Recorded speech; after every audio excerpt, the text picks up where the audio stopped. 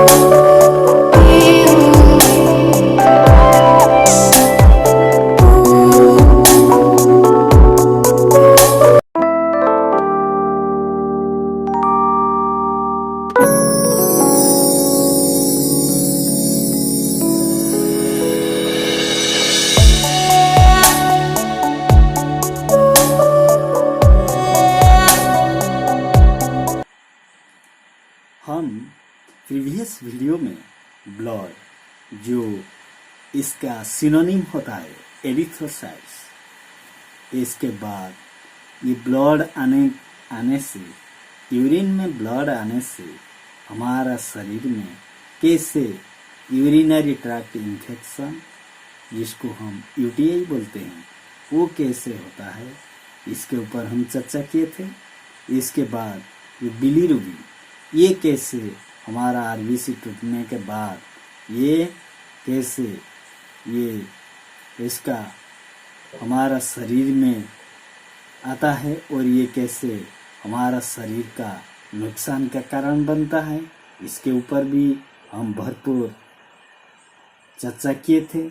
इसके बाद हम भी चर्चा किए थे ये यूरोबिलिनोजन, ये कैसे बिलीरुबिन से ये यूरोबिलिजन कैसे आता है और ये भी कैसे हमारा शरीर का नुकसान करता है, इसके ऊपर हम भरपूर चर्चा किए थे।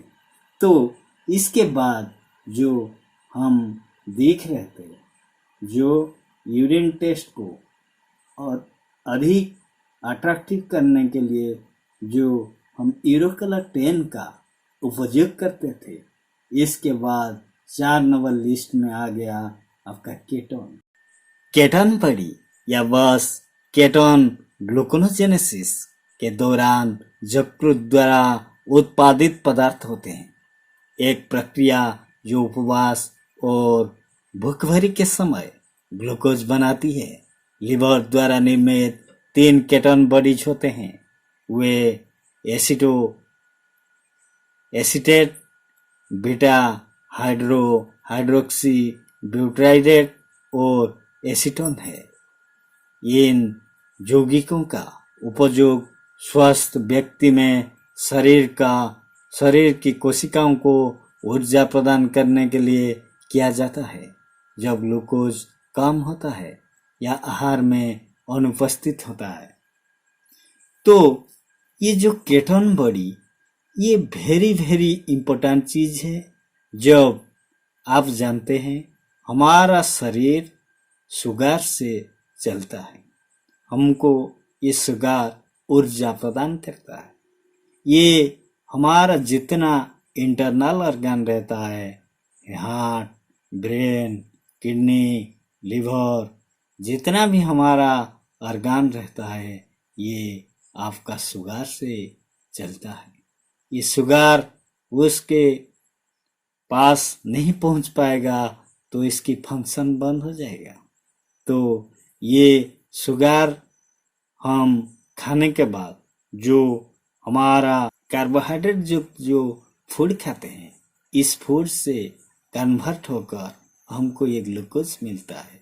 ये ग्लूकोज हमारा शरीर को पहुंचने के बाद ऊर्जा प्रदान करता है।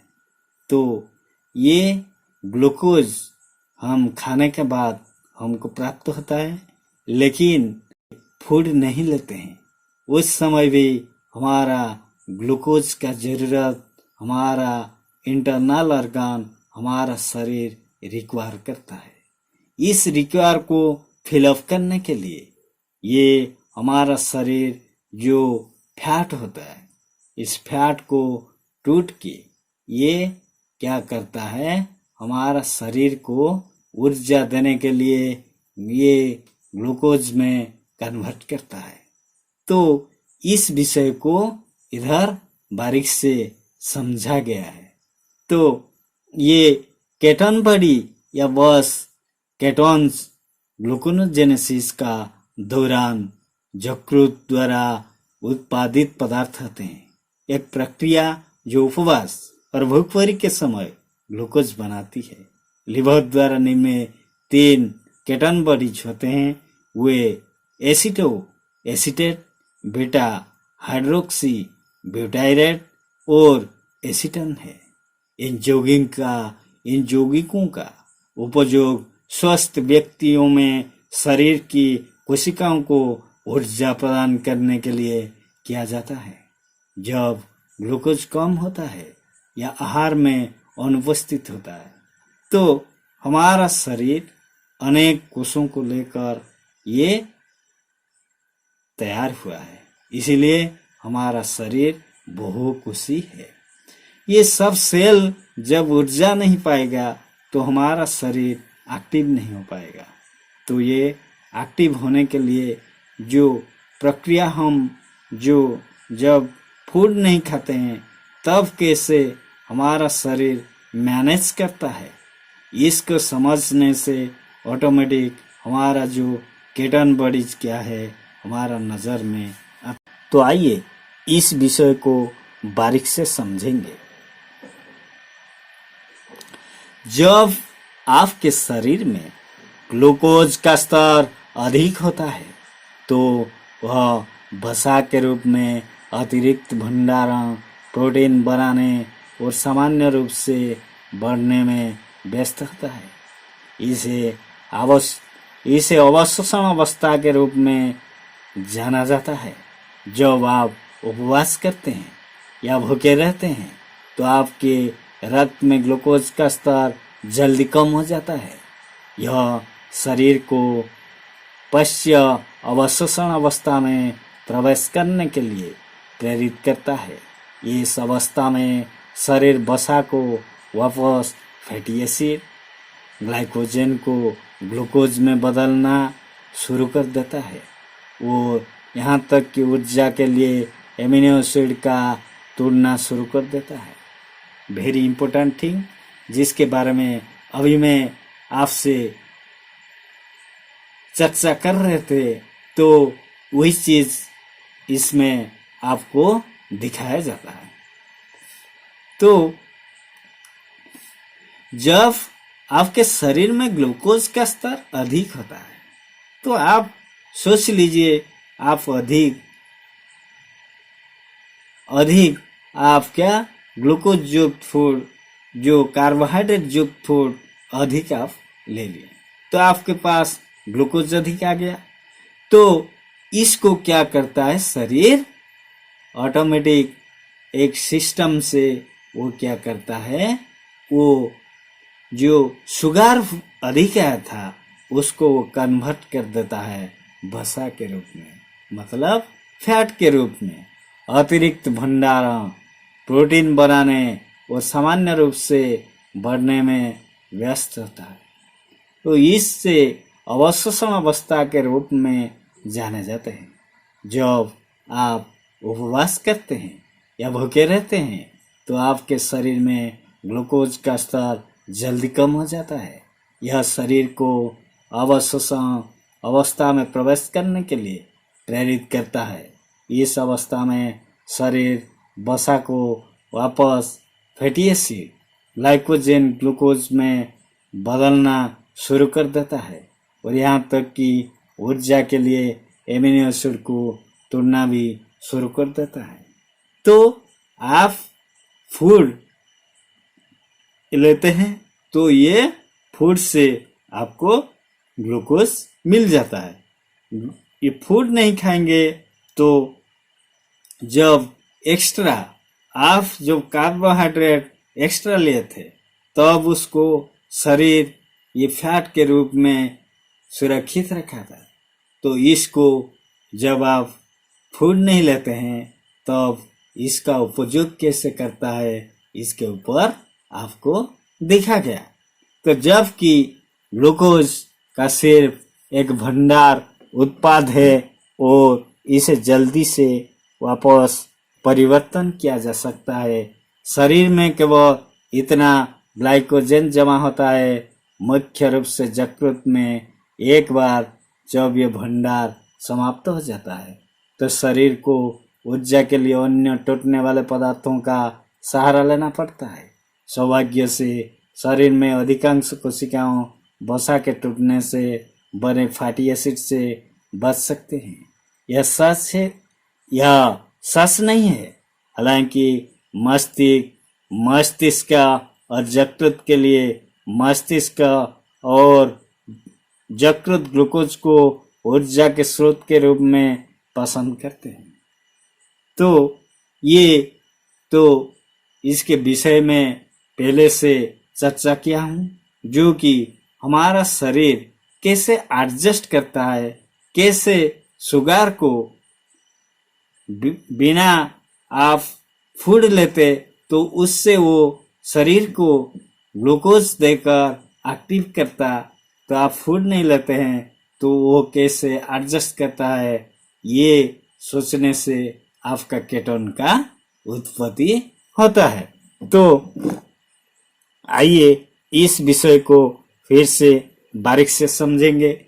जिगर मस्तिष्क को ग्लूकोज की आपूर्ति जारी रखने के लिए एमिनो एसिड, ग्लिसरॉल, पायरुवेट और लैक्टेट को ग्लूकोज में बदलना चाहिए। इस प्रक्रिया को ग्लूकोजेनेसिस कहा जाता है और दो केटन बॉडी एसिटेट और बेटा हाइड्रो बेराटायरेट भी पैदा करता है। यह ग्लूकोज के साथ इन केटोन निगाहों को मस्तिष्क को खुलने के लिए रक्त प्रवाह में छोड़ता है। इस बिंदु तक मांसपेशियों और अन्य अंगों में पूर्ण रूप से ऊर्जा के लिए फैटी एसिड स्विच करता है। मस्तिष्क के लिए ग्लूकोज का संचारण क्या है? इस ग्लूकोज स्पेरिंग के रूप में जाना जाता है और यह उन जानवरों के लिए बहुत महत्वपूर्ण है, जिन्हें लंबे समय तक उपवास या भूखमरी के गुजरना पड़ता है, जैसे ऊन। तो इस तरह तो हम जितना इसके बारे में चर्चा किए, हम इस नतीजे पर पहुंचे कि हमारा जो केटोन, ये केटोन क्या है? ये केटोन उस चीज है जो हमारा फूड हम नहीं लेते हैं, तब ये क्या करता है, जो हमारा शरीर पहले से जो स्टोर करके रखा था वसा को, उसको टूट के ये हमारा ग्लूकोज का लेवल, ग्लूकोज का पूर्ति करता है। इस पूर्ति जब करता है, ये आपका इस समय से आपका केटोन का आविष्कार होता है। आइए अभी हम स्ट्रिप की तरफ नजर देंगे। तो हमारा अभी जो सीरियल आ गया, ये 1 2 3 4 5 का सीरियल आ गया। ये होता है 1 2 3 4 5। तो 5 में हमारा आ गया प्रोटीन। ये प्रोटीन क्या चीज है, इसके ऊपर आइए नजर देंगे। मनुष्य और अन्य स्तनधारियों में गुर्दे की मुख्य भूमिकाओं में से एक विषाक्त पदार्थ और चयापचय अपशिष्ट सहित विभिन्न पानी में घुलनशील अणुओं की निकास में सहायता करना है। शरीर इन अवशिष्ट अणुओं में से कुछ को पेशाब के माध्यम से उत्सर्जित करता है और गुर्दे की भूमिका मूत्र को केंद्रित करना है, ताकि अवशिष्ट अणुओं को पानी और पोषक तत्वों की न्यूनतम हानि के साथ उत्सर्जित किया जा सके। उत्सर्जित अणुओं की सांद्रता मूत्र के विशिष्ट गुरुत्व को निर्धारित करती है। वयस्क मनुष्यों में सामान्य विशिष्ट गुरुत्व मान 1.010 से 1.030 तक होता है। तो ये जो स्पेसिफिक ग्रेविटी, ये क्या चीज है? ये हमारा जो मनुष्य और अन्य स्तन्यपायी में गुर्दे की मुख्य भूमिका में से एक विषाक्त पदार्थ। तो ये जो हम पाएंगे, ये हम पाएंगे किस क्षेत्रों में? जो स्तन्यपायी होते हैं, जो छोटा समय में जो दूध पीता है, तो उनको स्तन्यपायी बोला जाता है। इस स्तन्यपायी में हमारा मनुष्यों का सीरियल आता है। हमारा जो मनुष्य एक स्तन्यपायी प्राणी है, तो ये मनुष्य और अन्य स्तनपायी में गुर्दे की मुख्य भूमिकाओं में से एक विषाक्त पदार्थ है। तो आप जो फिर स्पेसिफिक ग्रेविटी बोल रहे हैं, ये स्पेसिफिक ग्रेविटी एक विषाक्त पदार्थ है।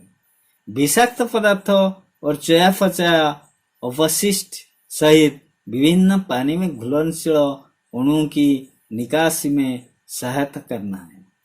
तो ये हमारा पेशाब में ये निकलता है और किडनी इसको फिल्ट्रेशन करता है।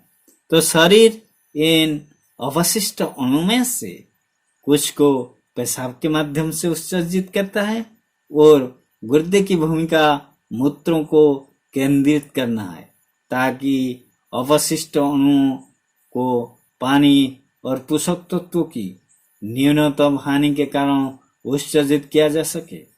तो ये पानी के साथ जो हमारा इलेक्ट्रोलाइट रहता है, वो इलेक्ट्रोलाइट पानी के माध्यम से ये बाहर को निकलता है। तो अवशिष्ट अणुओं और पानी की पोषक तत्वों की न्यूनतम हानि के साथ उत्सर्जित किया जा सके। उत्सर्जित अणुओं की सांद्रता मूत्र विशिष्ट गुरुत्व को निर्धारित करती है। वयस्क मनुष्यों में सामान्य विशिष्ट गुरुत्व मान 1.010 से 1.030 तक होता है।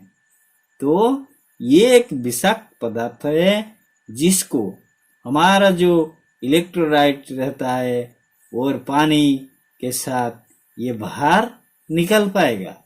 तो ये जब 1.010 से 1.030 के अंदर ये बाहर निकलता है तब हमारा किडनी सुचारू रूप से फिल्टर करके बाहर निकल पाता है।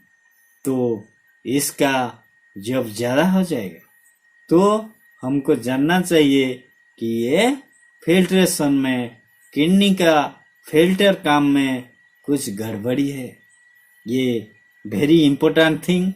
तो इस तरह वेरी इम्पोर्टेंट थिंग आपको कहीं भी कोई भी ये ज़्यादा इम्पोर्टेंट थिंग को आपके सामने कोई भी पेश नहीं करेगा।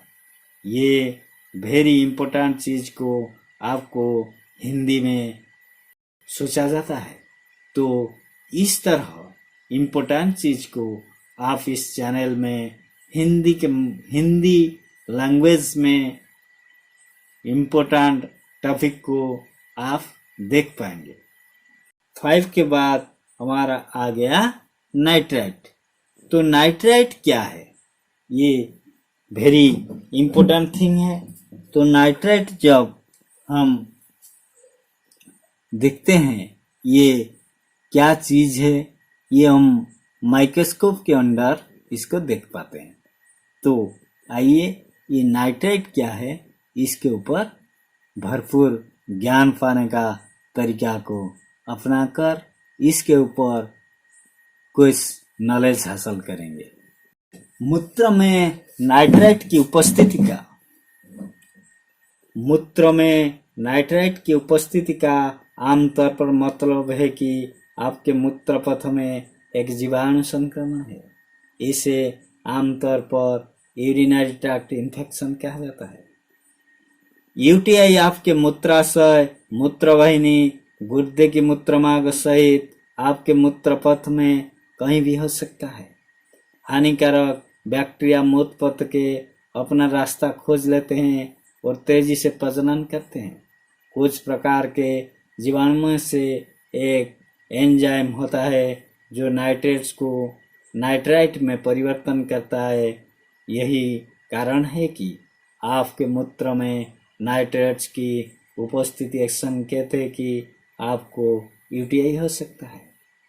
तो यूटीआई में आमतौर पर अन्य लक्षण होते हैं।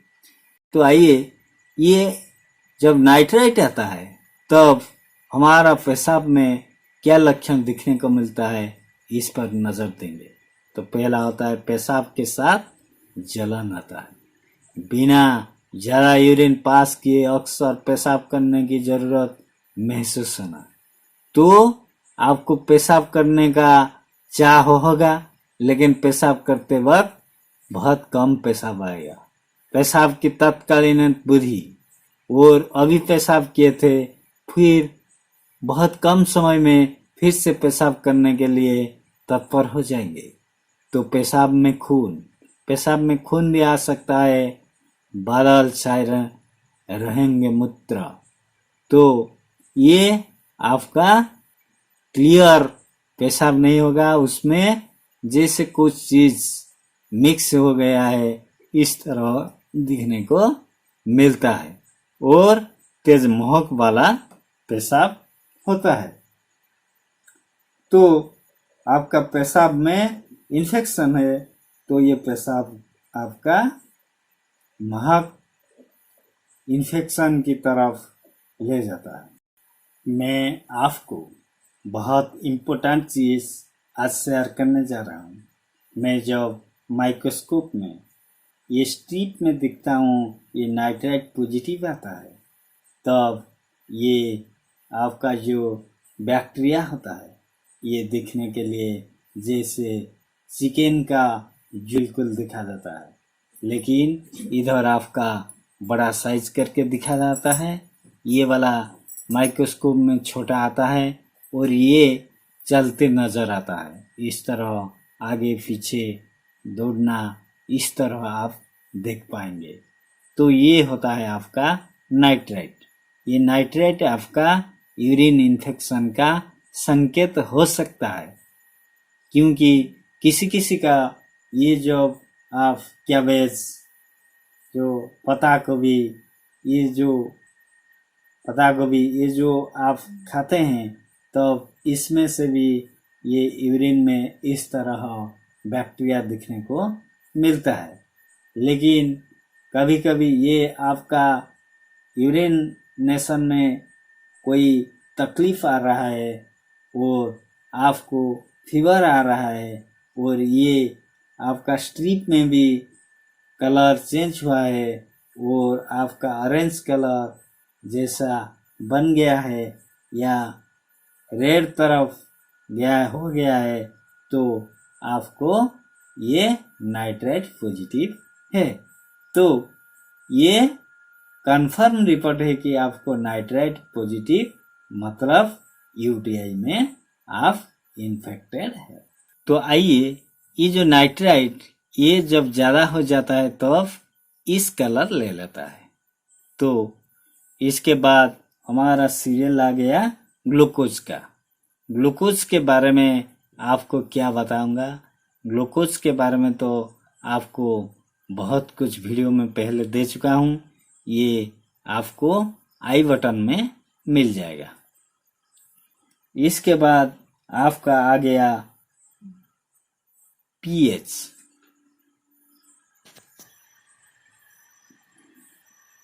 तो आइए, ये यूरिन का पीएच का क्या वैल्यू इसमें दिखेंगे। तो मूत्र का पीएच सामान्य मान्य है, जो 6 से आपका 7.5 के अंदर रहता है। तो आपको पता होगा जो पीएच 7 होता है वह आपका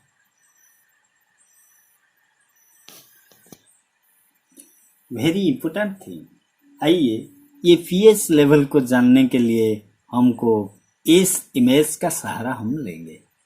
तो ये देख रहे हैं, ये होता है 7 जब होता है आपका यूरिन का, तब यूरिन का पीएच लेवल जब 7 होता है तब ये न्यूट्रल होता है। मतलब आपका यूरिन ना हल्का ना आपका एसिडिक फॉर्म में है, ना आपका ये अल्कालाइन फॉर्म में है।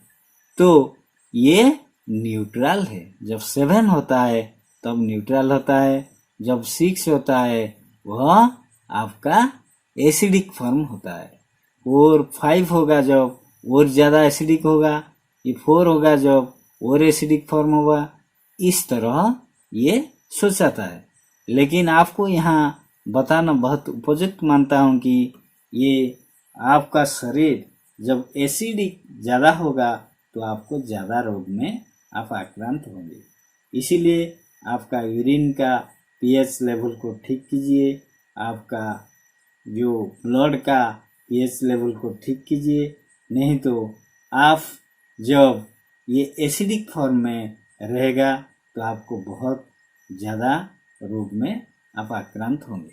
ये भी वेरी इंपॉर्टेंट थिंग है। और ये जब 7 से ज़्यादा होता है, 8, 9, 10 जितना अधिक होगा या उतना खैरियो होगा। ल्यूकोसाइट्स के बारे में आपको पहले से बता चुका हूँ, ये भी आपको आई बटन में मिल जाएगा। ये जो ल्यूकोसाइट्स होता है, ये ल्यूकोसाइट्स जो हमारा व्हाइट ब्लड सेल होता है, ये ब्लड सेल आपका न्यूट्रोफिल, लिम्फोसाइट, ईओसिनोफिल, बासोफिल, ये जो आपका ल्यूकोसाइट सेल सब रहता है, ये सेल में से ये जो देख रहे हैं ये सब होता है आपका न्यूट्रोफिल। ये भी आपका न्यूट्रोफिल है। ये आपका लिम्फोसाइट होगा, लेकिन कलर इस तरह नहीं होगा। तो ये जो आपका जो ल्यूकोसाइट्स होता है, ये दोनों टाइप के होते हैं। एक होता है आपका ग्रानुलोसाइट्स, और दूसरा होता है आपका अग्रानुलोसाइट्स। ग्रानुलोसाइट्स मतलब इसको बोला जाता है ग्रानुल्स। ये एक ग्रानुल से, ये एक ग्रानुल से, ये एक ग्रानुल से, ये एक ग्रानुल से, ये एक ग्रानुल से, इसमें ग्रानुल से, ये भी एक ग्रानुल से, इसको अच्छा तरह इधर दिखा गया है, ये एक ग्रानुल से, ये एक ग्रानुल से, इसीलिए इसके पास ग्रानुल रहता है, इसीलिए इसको बोला जाता है ग्रानुलोसाइट्स। इसको इस तरह इधर ग्रानुल से, ये होता है आपका ग्रानुलोसाइट्स। और ये जो देखिए ये वाला, ये इस तरह ग्रानुल्स नहीं है, ये होता है आपका अग्रानुलोसाइट्स। ये तो इसका मतलब आपका जितना ल्यूकोसाइट्स रहता है, आपका व्हाइट ब्लड सेल जितना रहते हैं, ये दो तरह का होते हैं। एक होता है आपका ग्रानुलोसाइट्स, दूसरा होता है आपका अग्रानुलोसाइट्स। ये चीज जब आपका पेशाब में आता है तब ये यूरिन इन्फेक्शन का संकेत होता है। लेकिन आप ये स्लीप में भी इसका रिएक्शन दिखे और आप माइक्रोस्कोप में भी ये आप व्हाइट ब्लड सेल यूरिन में पाए तो ये क्या होगा, आपको कंफर्म मिल जाएगा रिपोर्ट कि ये यूटीआई केस है, जो कि आपका यूरिनरी ट्रैक्ट इन्फेक्शन हुआ है। और इस केस में आपका मेडिसिन देकर ये ट्रीट किया जाता है। तो इसके लिए आपका ओफ्लोक्सासिन, सिप्रोफ्लोक्सासिन, आपका जेनफ्लक्स यूटीआई और अल्कासोल और आपका जैसे राबिफ्राजोल डोफेडन, इस तरह आपका पेशाब को पहले क्षारीय बनाने का मेडिसिन दिया जाता है। क्योंकि आपका जब पेशाब ज़्यादा पीएच वाला होगा तो इसमें जो बैक्टीरिया जल्दी बढ़ पाएंगे। तो इसको कम करने के लिए पहले क्या होता है, आपका पेशाब को क्षारीय बना देना मेडिसिन दिया जाता है। तो ये मेडिसिन नहीं देने से आपका पेशाब जितना अम्लीय होगा उतना आपको पेशाब करने में कठिनाई आएगा। इसीलिए आपका इस तरह मेडिसिन प्रयोग किया जाता है। तो आइए हम जो ल्यूकोसाइट्स कहते हैं, ये ल्यूकोसाइट्स दिखने में किस तरह होता है। ये होता है आपका मोनोसाइट्स, ये होता है आपका ईसनोफिल, ये होता है आपका बासोफिल, ये होता है आपका लिम्फोसाइट्स, ये होता है आपका न्यूट्रोफिल।